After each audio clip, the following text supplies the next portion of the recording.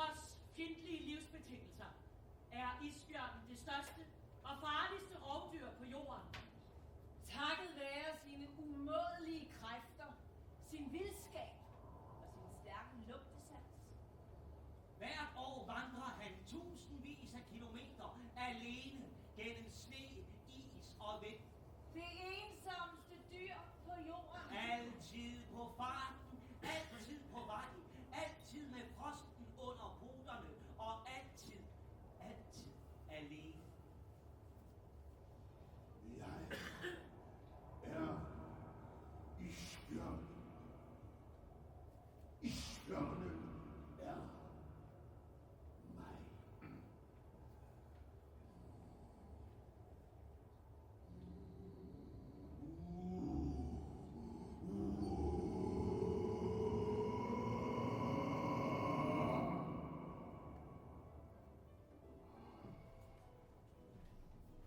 Ole Olsen er fortællingen om drengen, der vokser op i den allerdybeste fattigdom, men som ender med at blive en af landets allerrigeste mænd. Han tjente millioner og atter millioner. Og han grundlagde verdens ældst fungerende filmselskab, Nordisk Film. Den danske isbjørn var kendt hele kloden rundt. Hele kloden rundt. Ikke god nok. Ikke fin nok til de bonede gulve. Men jeg skal vise dem, mine damer og herrer, hvem generaldirektør Ole Olsen var. Hvem jeg er. Videre.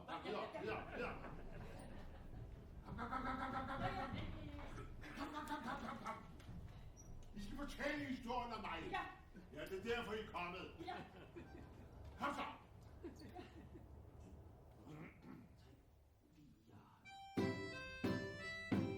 Ole Olsen vokser op fattig på alt. Også på kærlighed.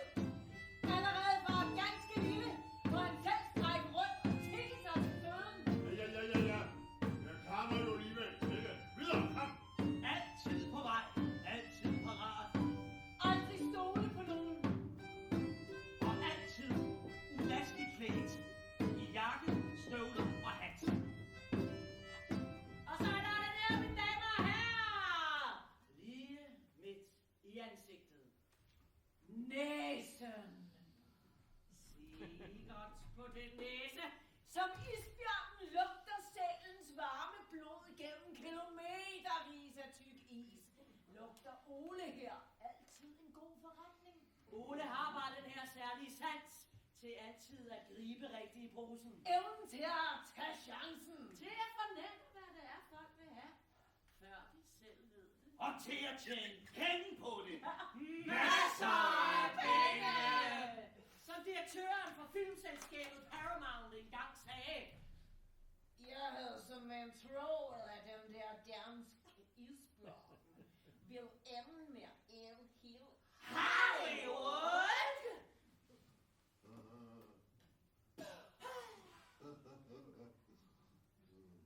Så stor var Ole Olsen.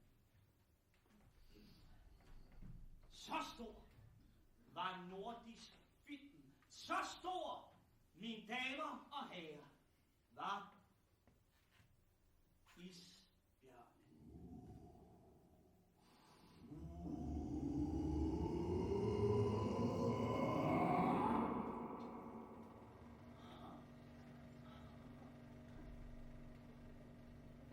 Barndomsland. Odsherred. Hvide marker og engdrag. Bjerglignende bakker. Grønne kæmpe høje. Og midt i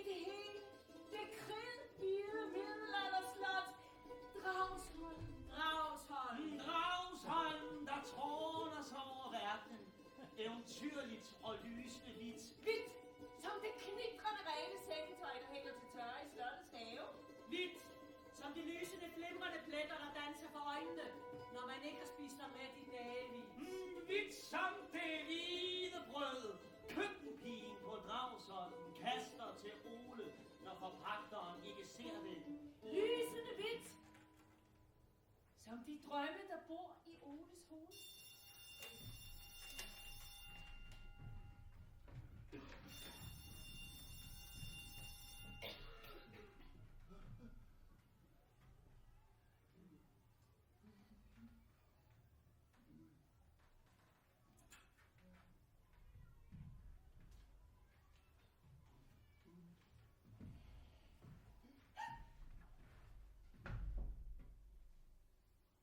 Nej.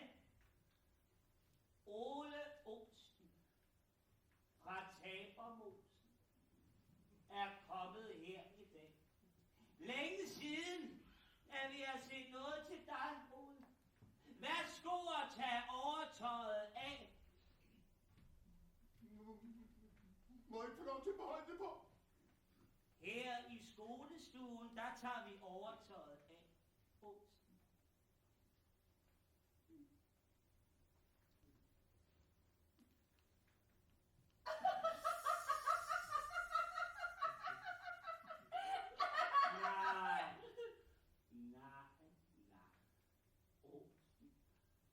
Hvad er det for en mundering at møde op i? Jeg havde ikke andet. Nå. Du er måske blevet træt af at hente snaps til din far, siden du er kommet her i dag. Jeg er kommet, fordi jeg gerne vil lære noget. Hvad? Hvad?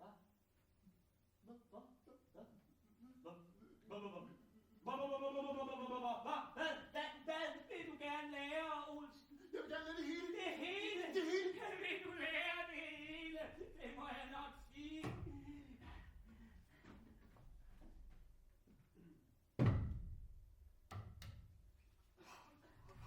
Der er måske sket et mirakel. Et mirakel. Nå, mener læreren det med bogstaverne? Er det alfabetet, du mener? Ja, de der bogstaver på streger. Ja, bogstaver på streger. Alfabetet, Ole. Ja. Hvad med det? Det var ikke rigtig tæt så. Hvor vil det ikke rigtig sætte sig, Olsen? I knolden, det falder hele tiden ud.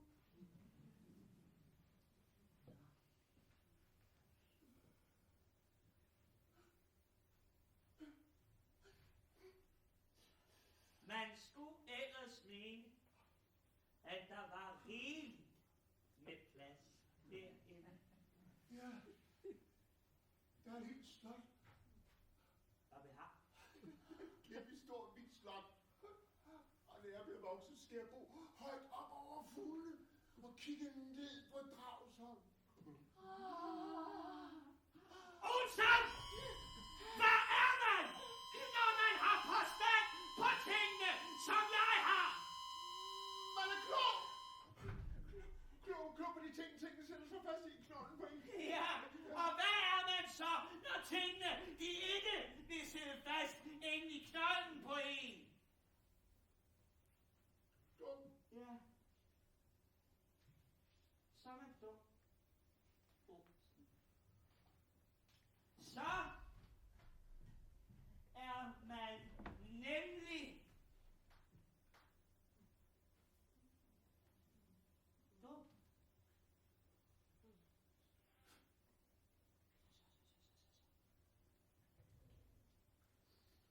Stav til dum.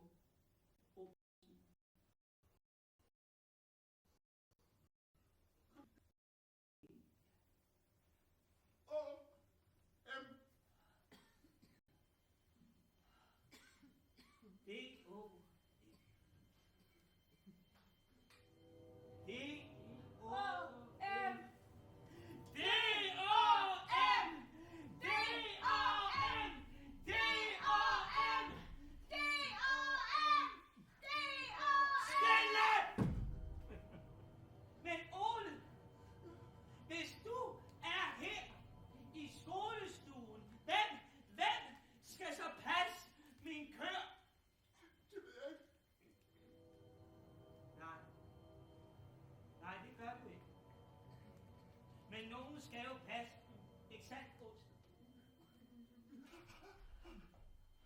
Kom så.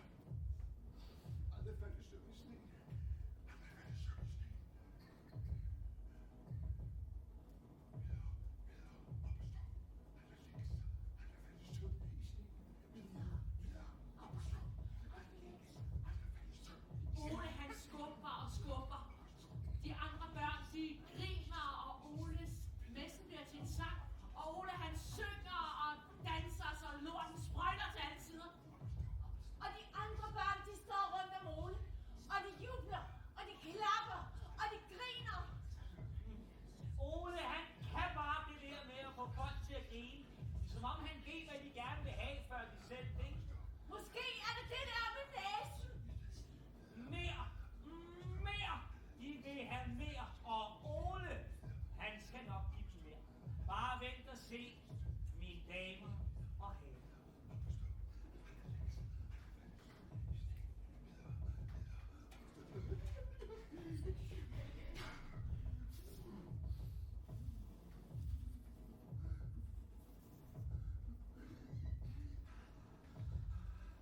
Det er ham der! Sådan en tyveknægt! Kommer du med mig op til sognerådsformanden? Så må vi se, hvad han vil stille op med dig. Er der en dame oppe i byen, der har fået stjålet sin pung? Og jeg greb ham der i at købe Candice hos købmanden.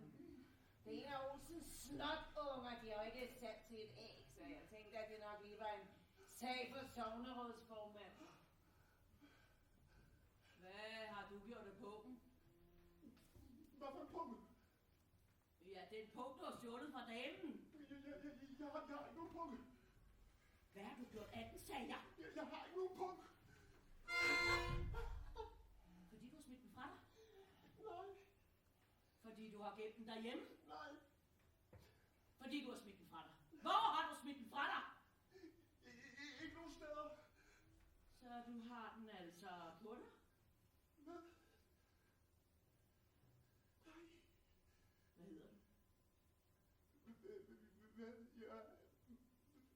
Hvad hedder du? Hvad hedder du? Det ved jeg ikke. Ved du ikke engang, hvad du selv hedder? Unge er komplet idiot! Han hedder Ole! Hedder du Ole? Ja. Hvem var med? Hvem var med til at stjæle pungen? Hvem var med dig? Der var ikke nogen. Så du var altså alene? Ja. Ah! Han indrømmer! Du har altså gjort det! Nej. Du sagde lige, du var alene om det. Jeg er alene. Jeg er ikke så alene. Send ham på Flakkebjerg. Så må vi håbe, de kan få sat lidt skik på dig. Flakkebjerg? Hvad er Flakkebjerg? Hvor skal jeg være hen? Nej, jeg vil blive her. Jeg har ikke gjort noget. Det var ikke meget. Hvor sender I mig? Mor, jeg vil gerne blive her. Flakkebjerg er en opdragelsesanstalt, bedre kendt som helvede på jorden. Overalt i hele landet, der tror forældre deres børn med, at de kan blive sendt til Flakkebjerg, hvis ikke de opfører sig ordentligt. Frygt avler lydighed. Straf avler ydmyghed. Smerte avler frygt. Kom, sig efter mig. Frygt avler lydighed. Straf avler ydmyghed. Smerte avler frygt. Her mener man, at hvis drengene de ikke kan høre, så må de føle. Ydmyghed. Smerte avler frygt. 8 år gammel ankommer Ole til Flakkebjerg. Og her møder han Jens Nielsen.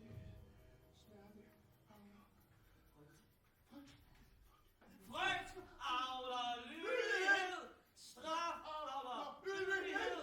Smerte avler frygt. 2 drenge, samme alder, genkender med det samme sig selv i den anden. Smerte avler frygt. Jeg ser dig! Jeg kan se dig!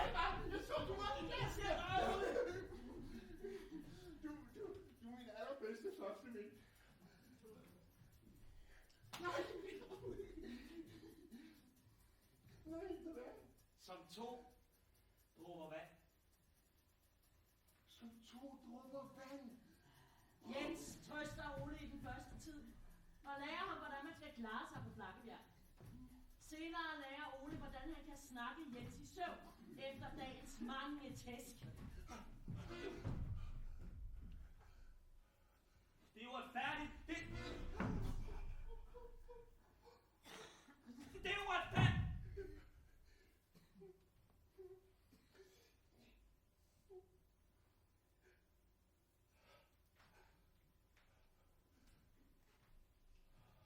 Det er uretfærdigt, Ole. slår altid. Jamen Jens. De finder altid på en grund til at slå, også selvom man ikke har gjort noget. Ja, jeg ved det godt, men du skal bare ikke tænke på det. Du skal ikke tænke på det. Så væk. I seng, kom. Godnat.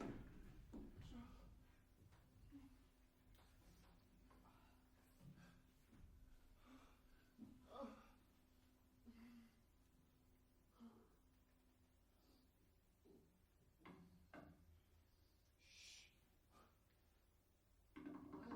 Du skal sove den op. Ole? Nej. Ole. Nej, det kan ikke være rigtigt. Ole. Hvad er det? Hvad der? Ole. Prøv at se, hvad jeg har. Nej. Hvor har du tændstikker fra? Jeg sætter ind til det, Ole. Du må ikke have tændstikker. Vi brænder det hele ned. Nej, Jens. Er du med? Nej, Gør Jens. det, Ole. Nej, du må ikke. Jens, er rigtig klog. Vi sætter ind til det, Ole. Jens, Vi gør. Nej, Ole. Ole, det var slip på mit ben. Ole, giv nu slip. Nej, Ole. Giv slip. Ole, nej. Giv nu slip, Ole. Ole! Jeg kan ikke. Hvad? Jeg kan ikke trække vejret. Det brænder indeni. Brænder det indeni? Jeg skal have det ud. Jeg skal have det ud. Du skal tænke på det. Du skal tænke på det. Luk porten. Så kan de ikke mærke noget.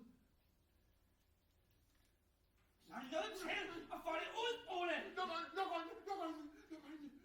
Sådan. Så kan du bare tænke på et slag af is. Der er ikke noget, der kan brænde det inde. Det er helt koldt. Helt stille. Helt hvidt. Der er ikke noget, der kan brænde det inde. Så er du dumme der, Lasse. Så kan du ikke mærke det. Kan du se det? Og hvad mere?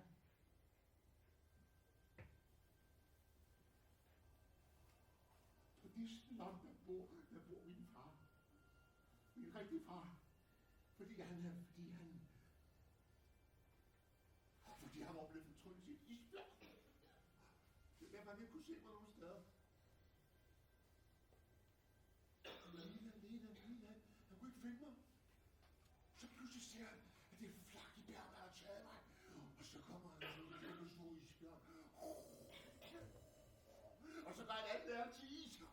Lige nok, at de skal til at slå mig. Og så tager han mig med. Tager mig med op til det store hvide slot af is.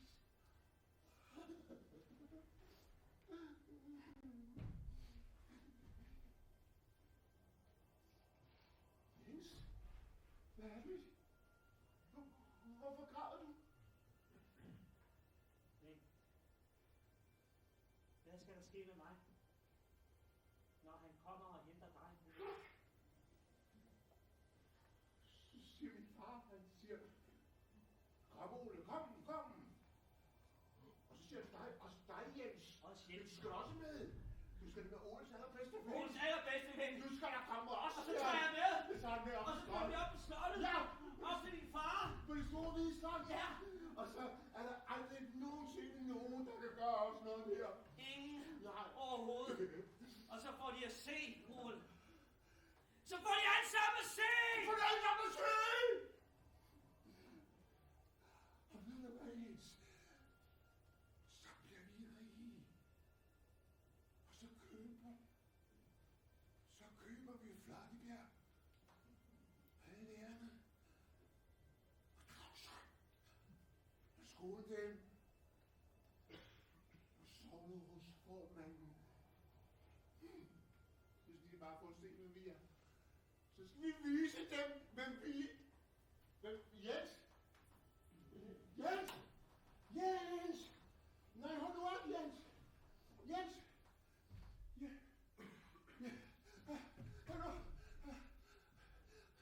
Har du set Jens? Fordi han så sig selv, han var ude at spise.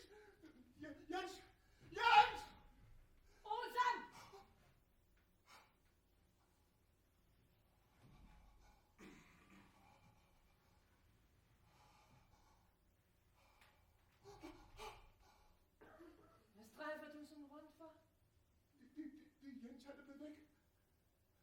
er det dig ved? Han er min bedste ven. Så nogen som jer trækker bare hinanden ned. Sviner hinanden til. Og til bunds.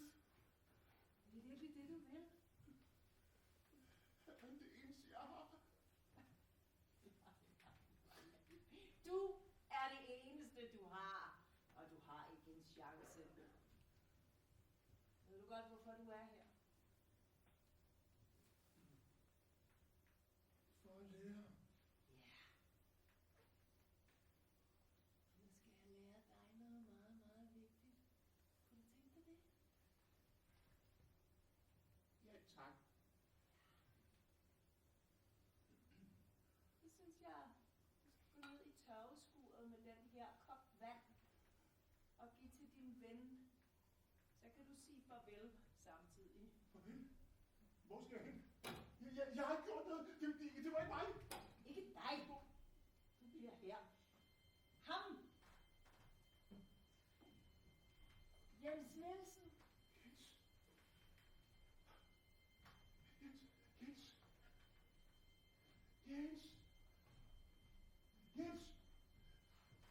Jens. Jens. Jens. Jeg har vand med. Vil du gerne have noget at drikke? Jens. Du er nødt til at stå op, fordi vi skal gemme dig. De vil sende dig væk. Kom, vi skal gemme dig. Kom nu. Hvad er det med dig? Kom op og stå, Jens. Kom nu.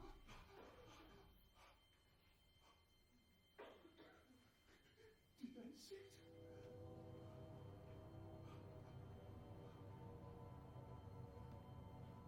Jens ansigt er ikke længere noget ansigt. Hud og blod glider ned mod forslåede læber. Ole ser ind i Jenses øjne og prøver at finde ham der. Jens. Men Jens er der ikke mere. Jens. Øjnene er 2 sorte huller. Store som sov. Et forladt barn. Forladt af alle. Vi skal gemme dig. Også sig selv. Læreren kommer til syne i døråbningen og står og betragter de 2 drenge et øjeblik. Jens, der ligger på gulv. Og Ole, der står hjælpeløst og græder med en kop vand i hånden. Som 2 dråber vand! Ja, så stopper vi her. Stop lige her. Hvad laver I? Jeg er sindssyg. Jeg kan få jer fyret alle sammen. Har I forstået? Oles private anliggender har meget lidt interesse her. Meget lidt interesse. Hans barndom er her.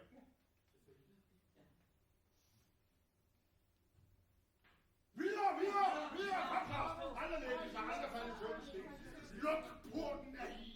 Sådan. Han skal væk fra Flakkebjerg. Væk fra Flakkebjerg. Ja, og så endelig væk fra Flakkebjerg. Nemlig. Ud og tjene på et gård i Sådan. Ja, det er, hvad man mener, det kan blive til med Ole. Han kan jo hverken læse eller skrive. Nej, manden er faktisk selv analfabet. Ja, man betragter Ole som idiot. Ja. Altså, i virkeligheden er han bare fuldstændig galopperende, bankende ordblæk. Ja, det er. Men Jeg har tjent millioner. Og 18 millioner, min kære ven. Hvad? Hvor havde jeg været i dag, hvis jeg kunne læse og skrive ligesom jeg? Har I tænkt på det? Nej. Og så videre, kom så, videre. videre. Ja. 18 år gammel. Ja. Ankommer Ole til København! København! Kom og køb Fisk! Ærter! dagens avis! Fisk! Og fiskekoner! Avissælgere! Fiskevogne!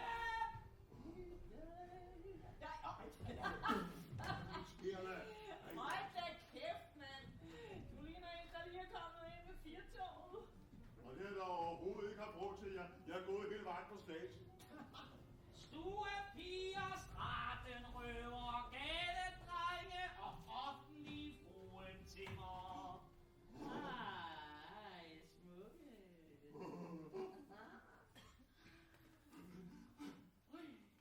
Skal du ikke lige med mig ind i baggården og lære lidt om lille skældsgerninger?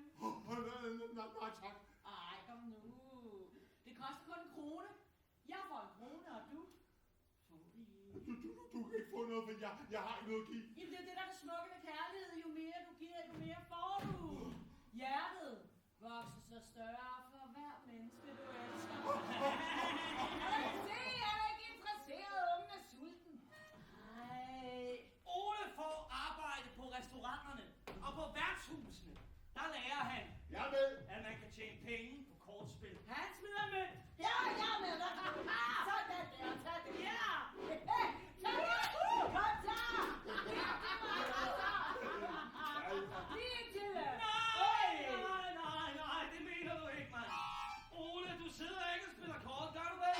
Du skylder penge, mand. Du skylder rigtig mange penge. Og hvis ikke jeg får dem i morgen, så ved du godt, du kan vente dig, mand.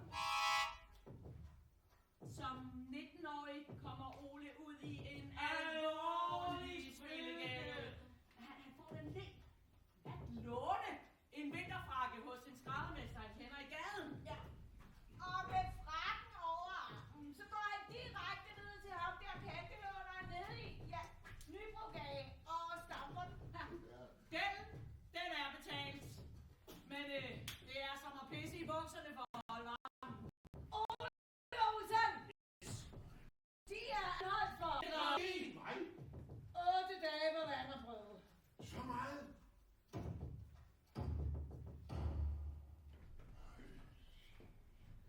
Et par år efter er den galt igen. Ole han får den idé at lave en arbejdsformidling.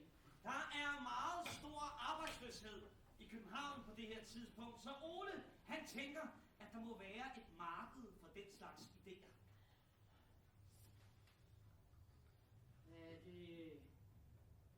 Er det her, man kan få hjælp til at få noget arbejde? Ja, for den beskedne sum er 25 øre.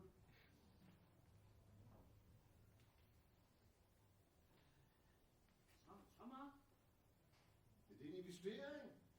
Du kan tænke på afkastet. Jamen så...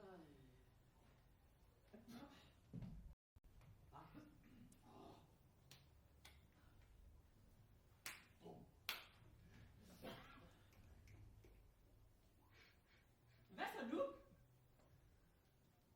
Ja, du hører fra.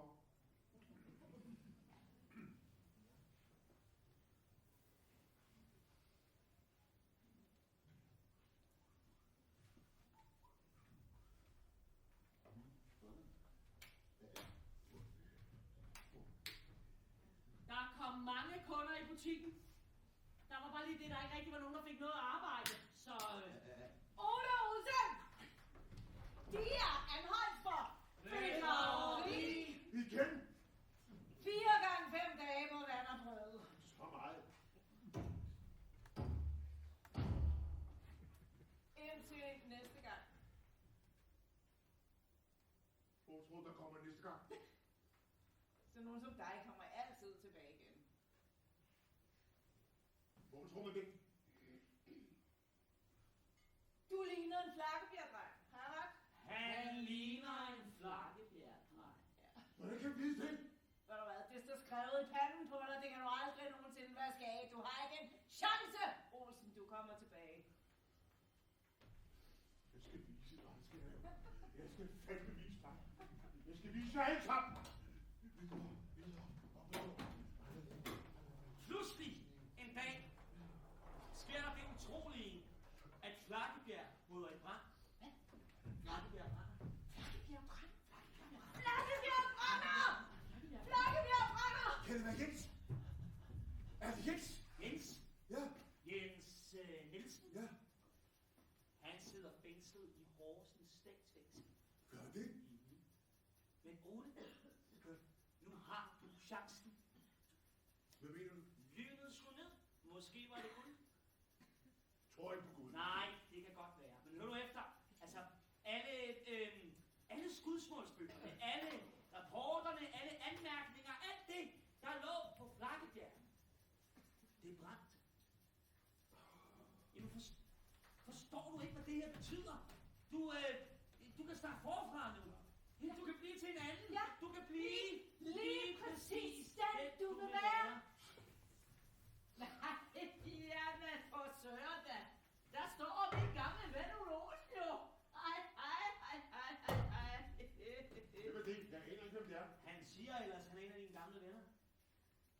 ingen venner, jeg har kun bekendt.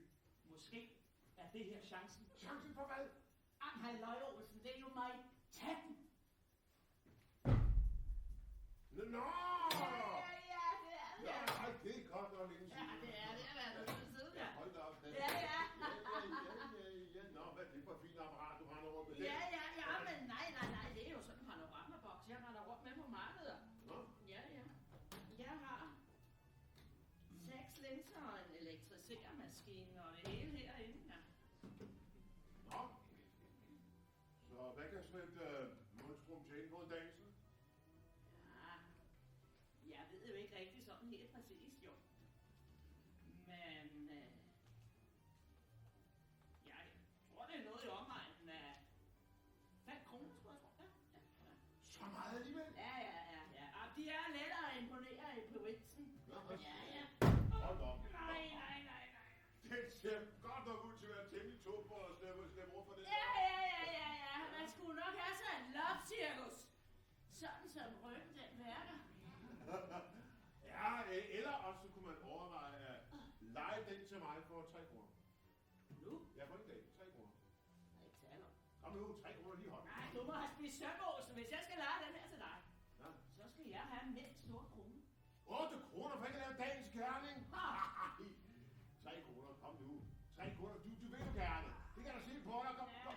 For gammel menneskets skyld. 4,5. 7 kroner, det skal jeg satme have. Ej, 4,5 ikke øre mere. 4,5. Det kan jeg ikke, Olsen. Kom nu, 4,5. Det er 4,5. 6 kroner, Olsen, og det er smertgrænsen. 6 kroner. For at sidde derhjemme og pille næse. Ha! 4,5. Kom så. 6 kroner, Olsen, og så giver jeg mig ikke en øre mere. Og det er kun, fordi vi to, vi er venner. Ja. 5 kroner og halvt nogen i. Du er sgu en hård hund, Olsen. Tak for handlen. Ja.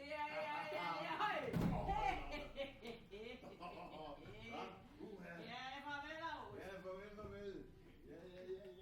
Ja.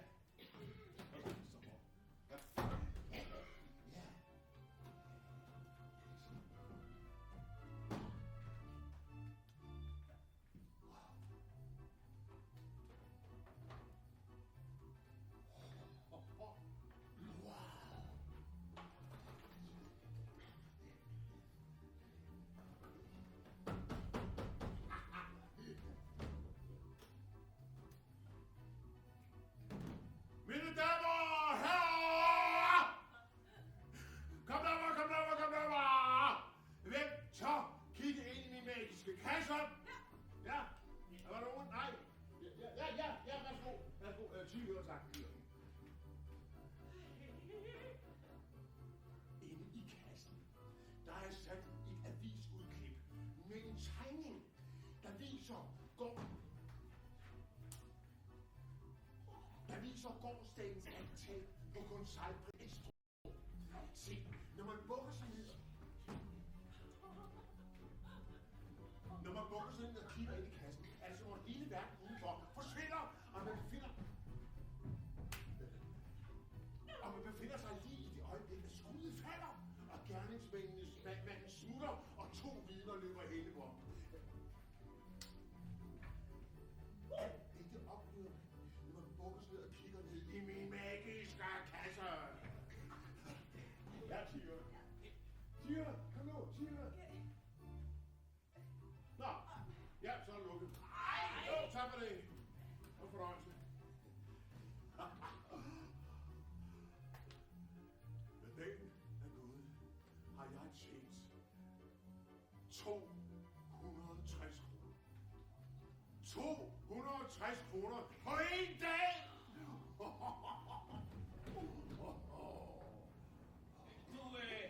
Olsen, hvad skal du egentlig bruge alle de penge til her? Så det er så muligt. Nej, mener du det? Ja, det man giver væk, det får man sgu da aldrig tilbage igen. Hvad sjov er der så egentlig der at tjene penge, hva'? Aldrig at mangle dem igen. Aldrig at mangle dem nogensinde igen. Det går op for Ole, at han har talent for det her. Og det underholdes. Det er det. Så enkelt er det. Og jeg ser det.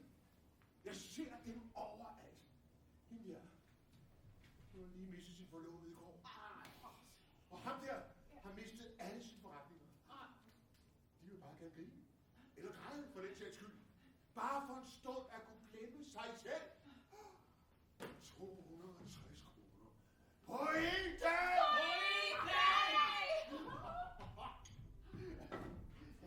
Ole, han fejrer sin store gevinst.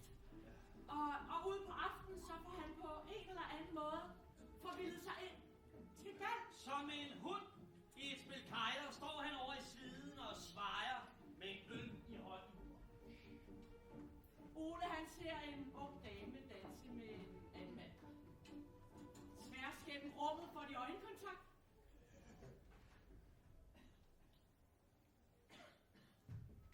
Og pludselig er det som om, at hele verden går i stå. Hun slipper sin dansepartner og går imod Ole. Ole går imod kvinden. Men undervejs gribes han pludselig af panik, forsøger at flygte med forgæves og brager dermed lige ind i kvinden. Skrid lige fra. Hvad vil han? Ja, du går ind i mig. Du har lige smidt øl over hele min kjole. Undskyld, det er virkelig ked af. Undskyld. Jeg beklager meget, frøken. Anna. Anna. Anna Ludovica. Anna Ludovica. Ja.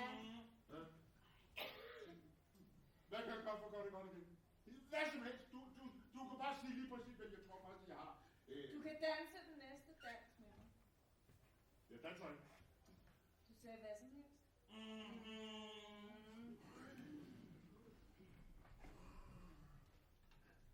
Hvad hedder du så? Ole Olsen. Jeg har aldrig set dig før.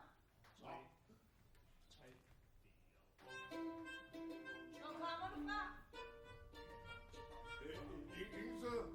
Nå, du er nok den sådan tavse, mystiske type, hva'? Nej. Hvad er det så? En udenlandsk prins i forklædning, måske? Nej. Nå, så er du måske hjemløs? Nej. Jeg er gøjler med egen tro. Så lige nu rejser jeg rundt med en helt flot løve. Jeg har aldrig før talt med nogen, der ejede en løve. Nå, jeg har 4. Tak for den. Den er ikke slut endnu.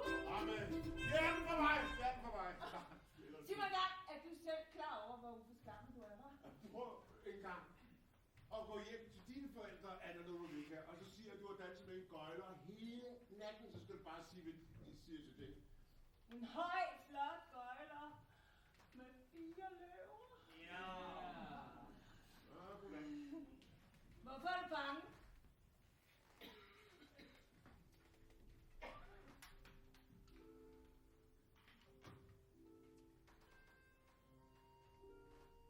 Bange?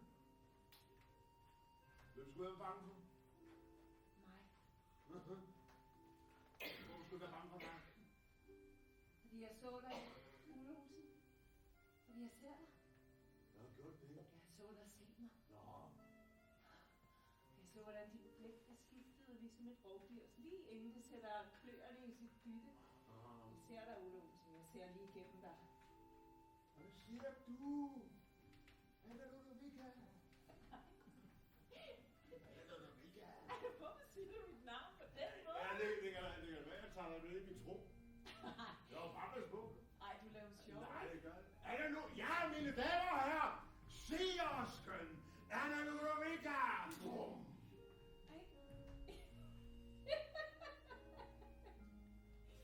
Og ved du, jeg ser? Jeg ser på dig. Smukke Anna Ludovica. Jeg ser dine hænder. De hvide hænder, som hvide roser. Og dit navn som sukker, som champagne, som silkestrømper, som fyrværkeri.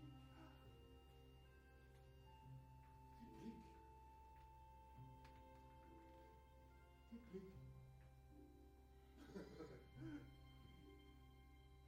smelter sne, det smelter krystaller.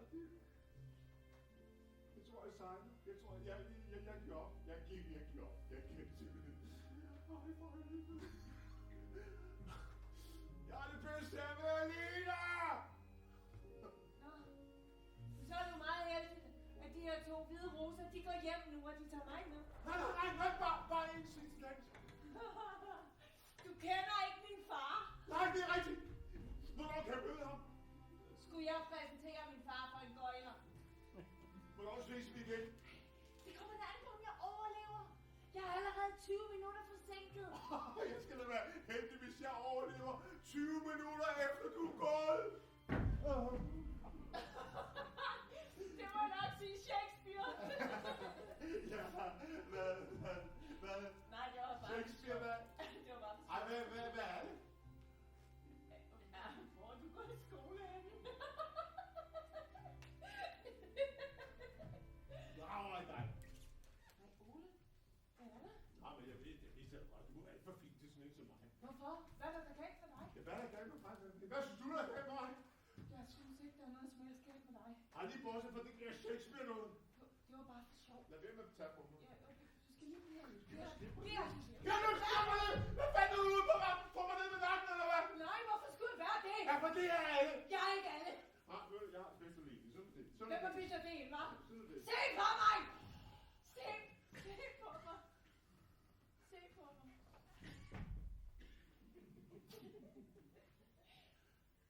Du rører mig, Ole.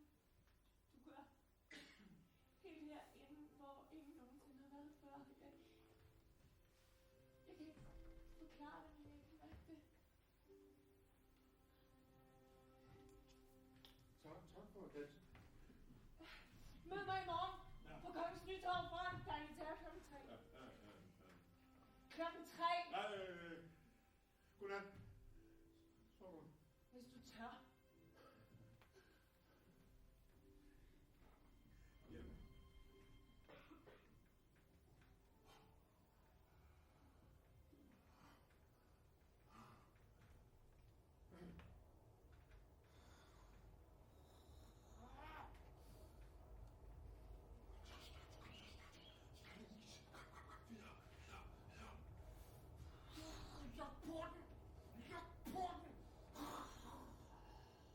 Ole prøver alt, hvad han kan.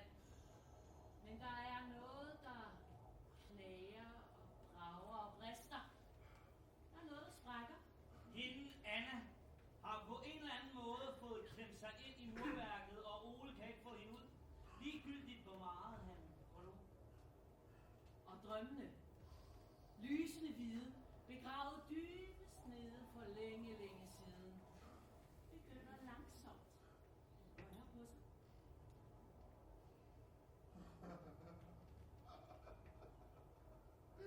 på sig.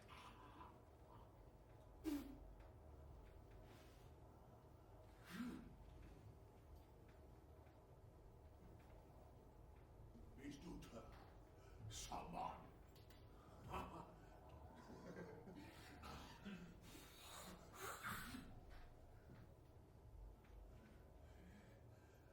Alle Ludvika.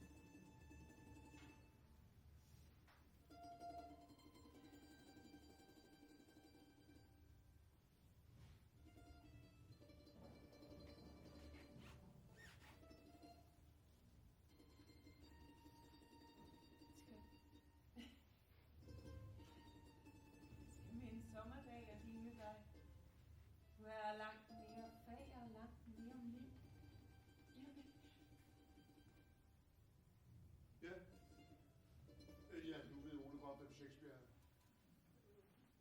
Men det er din yndlingssonet. Hvordan i alverden kunne du vide det? Det siger min næse. Nå. Hvad siger den næse ellers om mig? Den sagde i hvert fald til de her ben, at de skulle gå hele vejen hen til Kongens Nytorv for at mødes med den næsvisende Anna Lodovica. Den næse tror jeg, du kommer ret langt med udnævnelsen. Nej, det er ikke.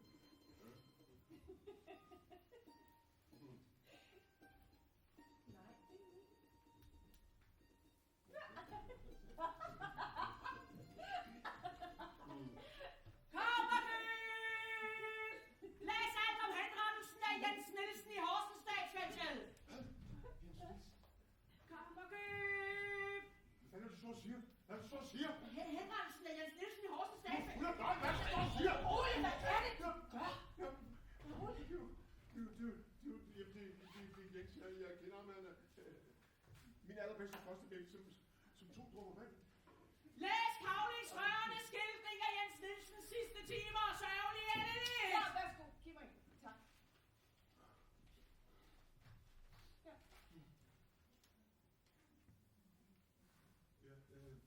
Ja. Ja, køb den til.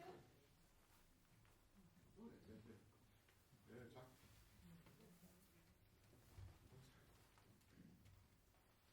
Ja, nej, det står Ja, jeg skal også.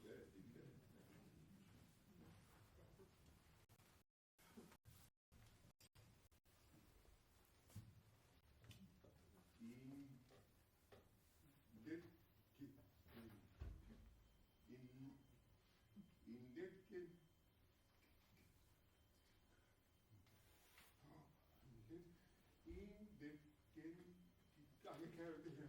Jeg kan jo ikke det her. Hvorfor køber du en vis til mig? Hvad er du ude på? Hvad fanden er du ude på? ikke for noget. Hvad mener du? Ja, jeg kan jo ikke, vel? Jeg kan jo ikke. Ja, så ved du det, ikke? Ja, Ole, han er dum som et døren, dum som en snot. Han er sådan en passer i en kostald, så ved du det. Det er godt, du ved det, før det er for sent, ikke? Ja, det går du bare hver gang noget går dig imod, hva'? Hallo? Ja. Jeg købte avisen til dig, fordi du sagde, du kendte ham. Hvordan i alverden skulle jeg kunne vide, at du ikke kan læse? Giver du det med stor rum, det ud over det hele? Det er ikke mig, der råber, det er dig!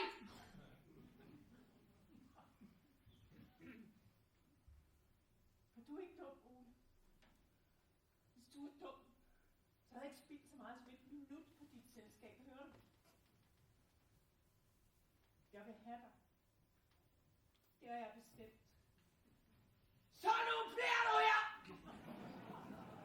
Og du har bestemt, at du vil have mig. Det siger både dine ben og din næse.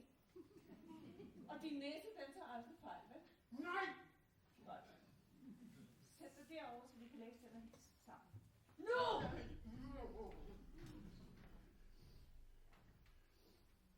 Du er faktisk det, du må.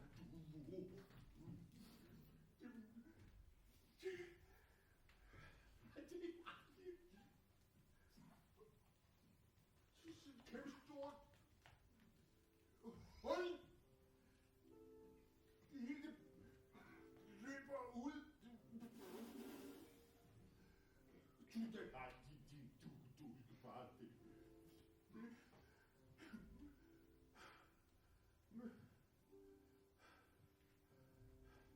Du elsker mig bare.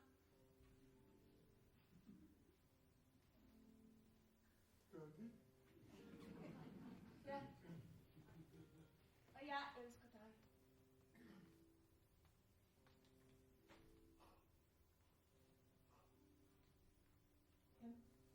Han var din bedste ven, siger du?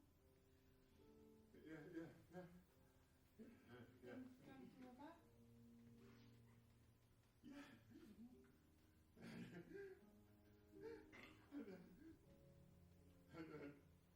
Han brændte, og jeg kunne ikke gøre noget. Jeg stod bare der.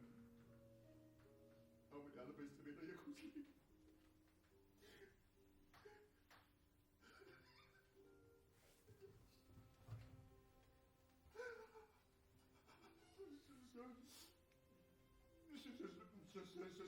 Så sendte jeg væk. Ja, men nu er han så væk for altid, så... Hvem var det, der sendte ham væk? Jeg tror ikke, jeg helt forstår, hvad det er, du snakker om.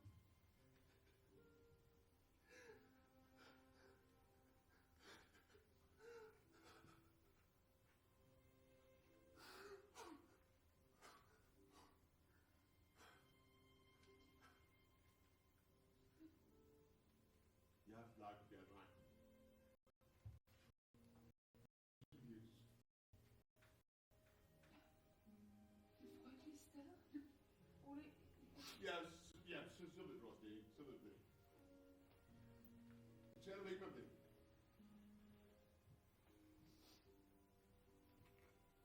Porten den er lukket, hører du? Porten er lukket. For altid. Forstår du? Ja.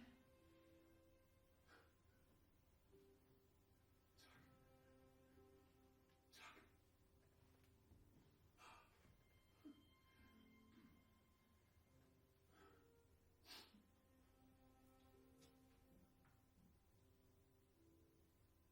Vil du læse for mig?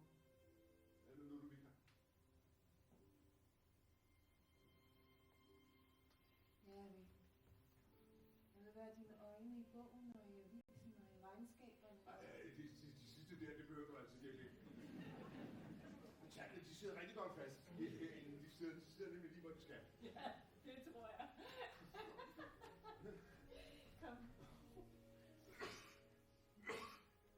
Er du klar?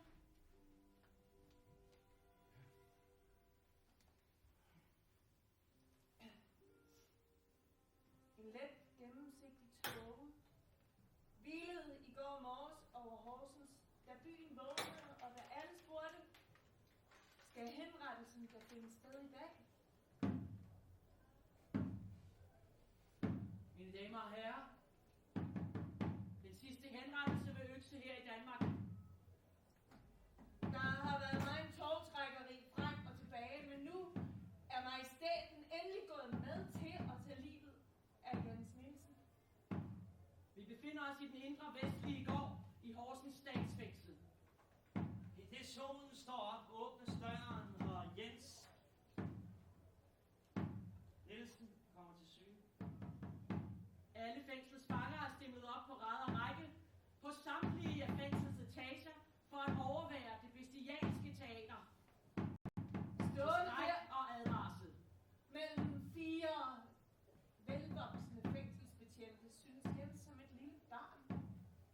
Hans urette hår giver ham et forvildet udtryk. Og se, bødlen.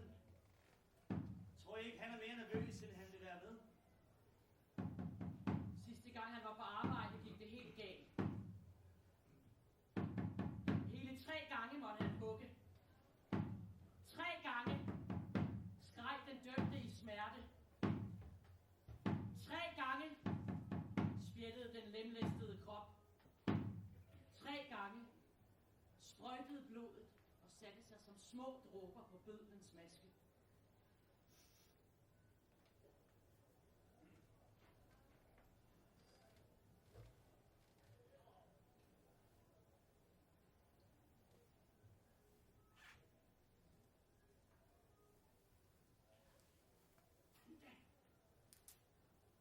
Lad mig.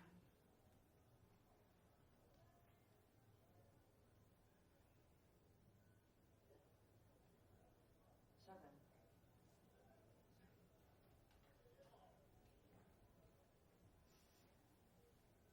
10 kendes for ret. Tugthusfangen nummer 45, Jens Nielsen, dømmes for attenteret mord og bør derfor have sit liv forbrudt, samt udrede denne sags akter. Lad loven ske fyldest!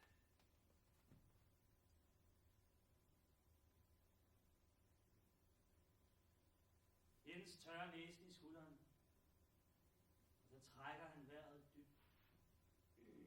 Derefter ligger Jens sig ned.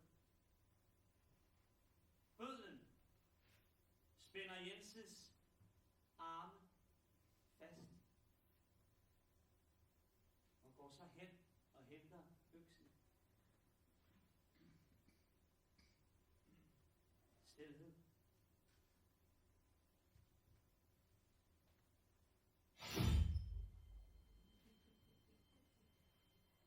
Bødlen hugger et hug, og hovedet triller.